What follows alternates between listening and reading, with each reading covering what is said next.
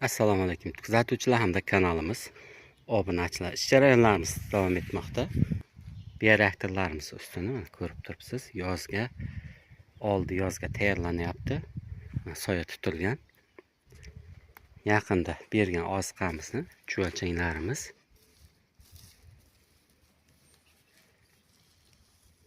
granula holatga keltirib tashlabdi.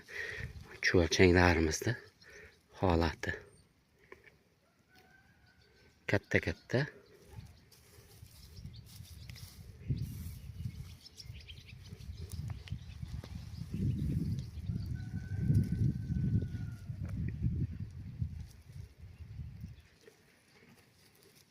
tuxumlari ham bor. Mana bu bir yon qilib beryapmiz go'nglarini. Mana bularga esa to'liq. Xudo xohlasa bu oxirgi berilayotgan go'nglari.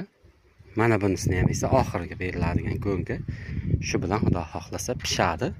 Shu dehqon aka-ukalarimizga elab beramiz. Chuvalchanglarni bir qator ajratib olgandan keyin chuvalchanglarimizni zishli holatini o'zingiz bir qator ko'rib turibsiz.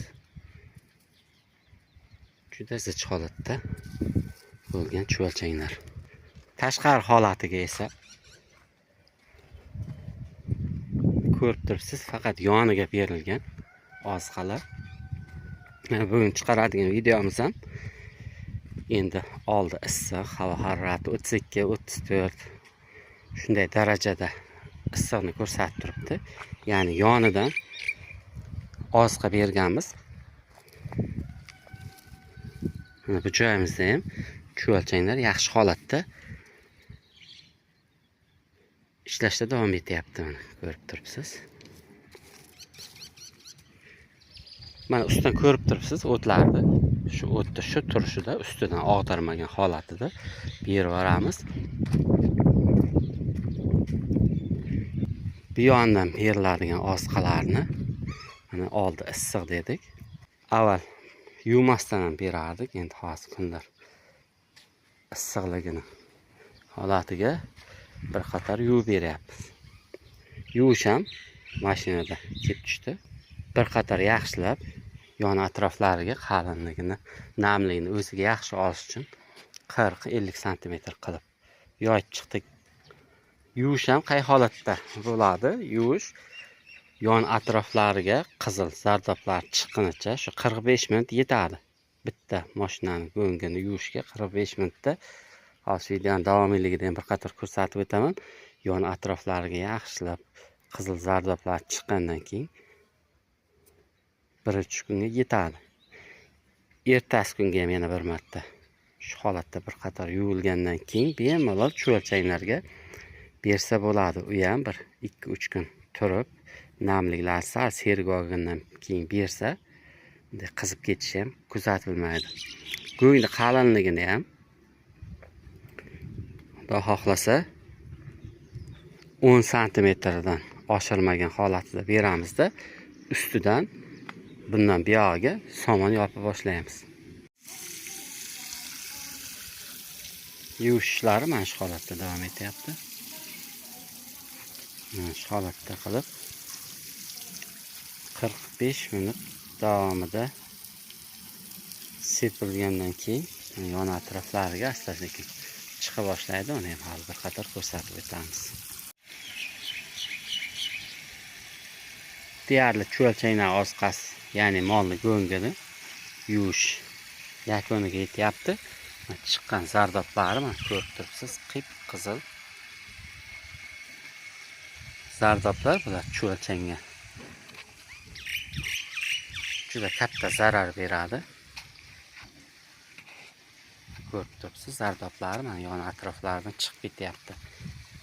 To mana shunday yon atroflariga zardoblar chiqqanicha bersangiz suvni yana bir marta xuddi mana shu holatda yuvilgandan keyin Xudo xohlasa suvlari ham oqara boshlaydi. Chuvalchanglarga keyingi holatda bemalol bersak bo'ladi. Ish jarayonlarimiz davom etmoqda.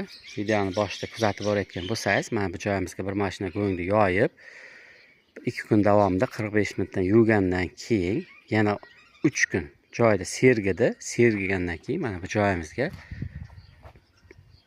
bir qator ustidan chuvalchanglarga oziqa qilib berdik. Berganimizga mana bugun 3-kun bir qator kuzatamiz. Qani chuvalchanglar chiqqanmi yo'qmi? Bitta ikkita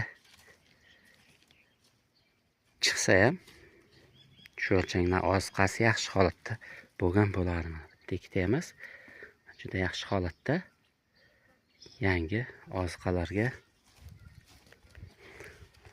o'tib olibdi. Yana bitta joyini ko'rsataylik.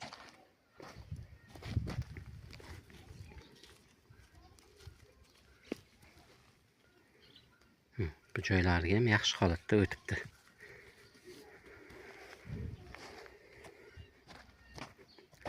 Oldi yoz. Endi somonlar olib keldirdik. Toy somon deydi. O'sha toy somonlarni shu bioreaktorlarimiz ustidan bir qator xudo xohlasa berib boshlaymiz. Chunki endi bundan buyog'iga kunlar juda issiq holatida bo'ladi. Chuvalchanglar quyosh nurlaridan asrash uchun boya ko'rgan somonlarni bir qator ustidan yopib chiqamiz. Mana bu joylarimizga ham sal oldinroq berilgandi.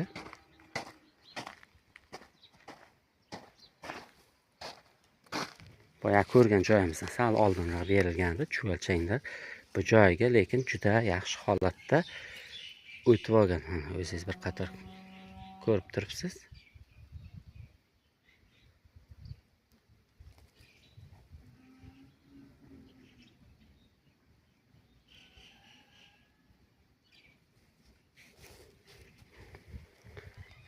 Shu holatda. Ustidan endi ikkita bioreaktor, 3ta bioreaktorimiz oziqalar berib bo'lgan. Ustidan somonlarni yopib, keyin ustidan bir qator suv berib boramiz. Mana shu holatda bizning ish jarayonlarimiz davom etmoqda.